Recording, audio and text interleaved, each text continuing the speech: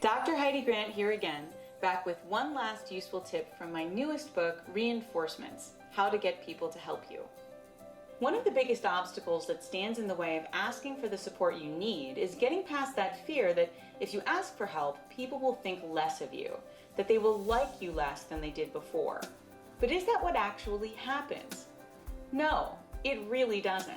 If anything, research shows that asking someone for help and getting it seems to reliably increase how much they like you. In his autobiography, Benjamin Franklin tells a great story about borrowing a rare and valuable book from a man he happened to know despised him. It's unlikely the man actually wanted to loan the book to Franklin, but the discomfort and embarrassment of saying no was apparently too great to turn him down. Franklin then goes on to describe how, after borrowing the book, there appeared to be a dramatic change in the man's attitude toward him. He was far nicer to Franklin, in fact, downright chummy, and the two men ultimately remained lifelong friends. So what happened? Well, after loaning him the book owner would be left with two contradictory thoughts rattling around in his mind.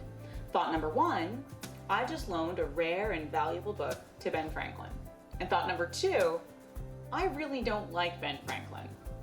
Contradictory thoughts like these cause something psychologists call cognitive dissonance, a kind of unpleasant tension or strain in the brain that drives us to, often unconsciously, try to somehow resolve the contradiction.